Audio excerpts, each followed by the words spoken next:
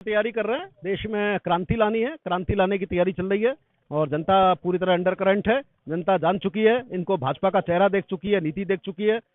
अखिलेश जी से भी बात है और राहुल जी से भी ये बात है, तो वो तो आपस में बैठ के बात कर ली जाएगी, क्योंकि 63 सीटें इनके पास है, इनके पास ज्यादा है, उनके पास तो 17 ही सीटें हैं, वो तो खुद ही उनके पास सीटों की कमी है। तो ये बात हो रही है, जितना भी होगी बन जाएगी, इसमें कोई बहुत बड़ी बात नहीं है। हम तो कहते हैं आप हमें कुछ भी नहीं देंगे तो भी हम आपके साथ हैं। लोकसभा चुनाव का बिगुल बज चुका है। 7 चरणों में लोकसभा का चुनाव होना है। इंडिया गठबंधन के तमाम साथी जो है पूरी मजबूती के साथ जो है वो मैदान में है। लोकदल भी इंडिया गठबंधन के समर्थन में है। किस तरीके से आप लोग तैयारी कर रहे हैं आगामी लोकसभा चुनाव के लिए? पूरी तरह तैयारी कर रहे हैं। देश में क्रांति लानी है, क्रांति लाने की तैयारी चल रही है और जनता पूरी तरह अंडर करंट है। जनता जान चुकी है, इनको भाजपा का चेहरा देख चुकी है, नीति देख चुकी है। जनता बदलाव को तैयार बैठी है। बस एक ही चीज है जो इनको बचा रहा है, वो ईवीएम क्या मैनिपुलेशन। हर चौथा वोट भाजपा को जा रहा है, ट्रांसफर हो रहा है।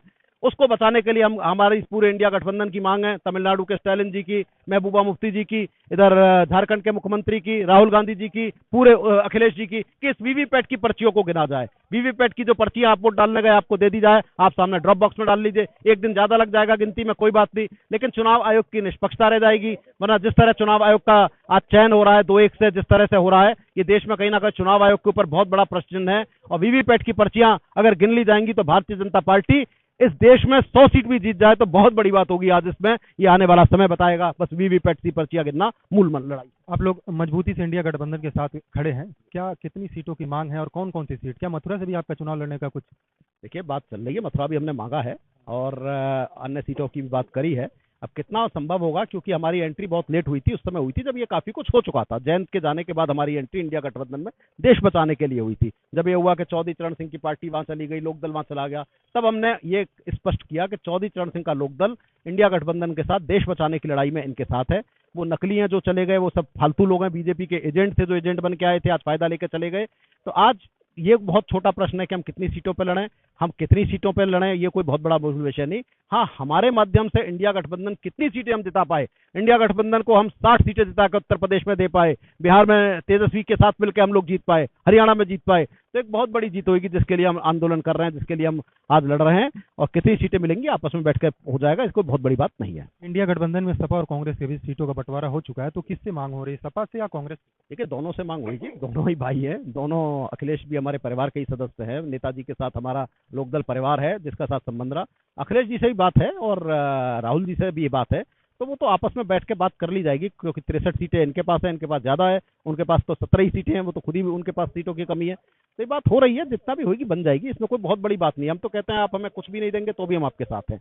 भारतीय जनता पार्टी है जो 80 की 80 सीटें जीतने का लगातार जो है वो दम भर रही है, तो इसको किस तरीके से आप लोग निपटेंगे? झूठ बोलने की आदत पड़ चुकी है। एक वो क्या कहते हैं, हमारे प्रधानमंत्री जी झूठ की राजनीति कर रहे हैं। पूरे देश में एक झूठ की जो माहौल बनाया गया है। 80 तो छोड़िए, अगर 8 सीटें भी उत्तर प्रदेश में अगर वीवीपैट की पर्ची जीत जाए तो 8 सीट भी जीत जाए तो बहुत बड़ी बात होगी। भगवान राम भी उन्हें बचा नहीं पाएंगे चुनाव में, क्योंकि उन्होंने राम का भी अपमान किया है, ये कह के कि राम को वो लाए हैं। राम को वो नहीं लाए, राम ने उनको बनाया है, और इस जैसे पता नहीं कितने प्रधानमंत्री बनाए, इस जैसे कितने देश के राष्ट्रपति बनाए। लेकिन आज वो इतने अहंकारी हो गए कि वो कहते हैं कि 500 साल में हम भगवान को लेके आए हैं।